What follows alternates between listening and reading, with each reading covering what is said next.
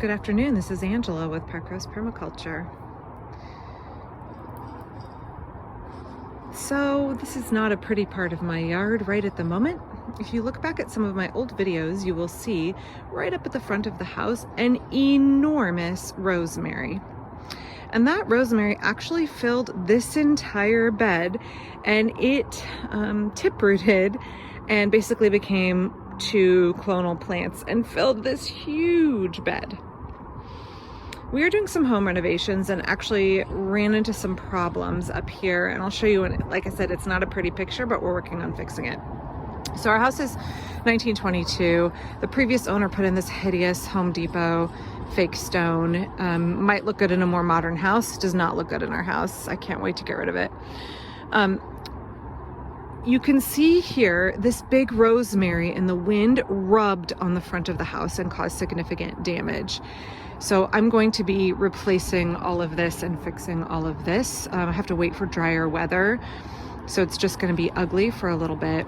But that rosemary had to go. It got too big. I grew my rosemary up here because it's a sheltered location. I talked in my last video about microclimates, and this is a great microclimate. We had heat radiating off of the stone here. We're sheltered in this little corner, and it allowed the rosemary to just get enormous. In a climate where if the winters are harsh, your rosemary might die. It was the biggest rosemary I have ever seen. Like I said, if I step back here a little bit, it filled this whole front of the house, one plant. Besides damaging the front of the house, one of the other problems was that it covered my lavendulas, my lavandin, and my lavenders. So that's actually what I want to talk to you about today, which is a question I've seen multiple times lately. What do I do when my lavender looks all dead, and can I just cut it way back to rehab it? This is actually a Lavandin. You can check out some of my old videos about types of lavender. Lavender, like rosemary, cannot handle shade, so much so that you can see here, I just cut back. Where it shades itself, it will die. It's that sensitive to shade. So you can see here, it got bent over by the rosemary, and everywhere the rosemary covered it, it died because of shade. Now, this plant is 10 years old. Lavenders and lavandins don't live forever. So the question was, can you just cut this back to the ground and it'll regrow? And the answer to that is no.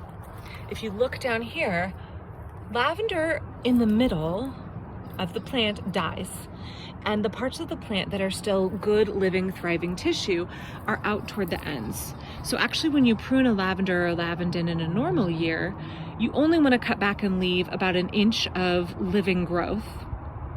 But you don't want to cut all the way back into the dead wood, or your plant might not regenerate.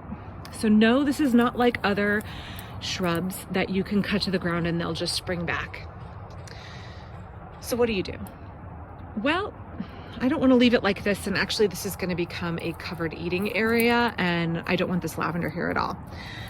But it is a great plant, and it's really prolific and a great producer. So when they get to the end of their life, or they've become shaded or damaged and you have all this dead wood, how do you rehab it? Well, the answer is you actually want to start a new plant.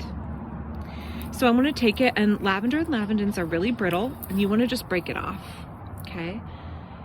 And you want to leave 3 to 4 inches of this woody material, and then you want to leave some of this living material on top. Not too much, because when you're rooting plants, remember there's no root supply to absorb water and nutrients, and you can end up with a really dehydrated plant through dehydration through the leaf stomas. So you want to make sure you don't leave too much greenery on there. So hang on tight 1 second here, and I'll show you what I did. I took several cuttings off of this plant, and by cuttings I mean snapping it off with my fingers, and I saved a piece about like this, 2 little pieces of green, and then 3, 4, 5 inches of the rooty material. And you can see here, because I didn't take it from way down low, oh, sorry, I have dirty gardener fingernails. I didn't take it from way down low. It's still green and living in there. And what you want to do is come back with me to another part of the yard and let's take a look at how you want to root this. So this is a little bit of a messy bed. I tend to take beds in the garden and propagate my plants. You can propagate them indoors with sterile potting mix, or you can use my method, which is assume that only about 25% of my cuttings are going to root, because I use a method of everything from beekeeping to agriculture called the stun method, sheer total utter neglect. I'm assuming the cuttings that are put in the ground are going to have a 25% return rate. 25% of them are going to root, because I'm not going to do anything other than stick them in the ground and leave them somewhere. Like where I would put them in the ground is somewhere near a walkway where I'll check on them now and then. I'm not going to keep them in the house, and I'm not going to baby them. So you don't need rooting hormone. Here's a little patch of where I just stuck a bunch of lavandins in the ground. And you want to take it and bury it all the way up to kind of the hilt here where you start to get green material. If I have all of these root, fantastic. I have babies I can sell, I can give away to friends. I can barter for other plants with other gardeners. Or if nobody wants them and I don't have room for them in my yard, I can just compost them. So I'm gonna leave these guys here, stuck in the ground for a couple of months, and then check and see how they're doing. Again, lowered expectations, assuming most of them are going to fail, and I have little patches of a half a dozen cuttings sprinkled all over the garden. So if we come over here, I have done more here and here and here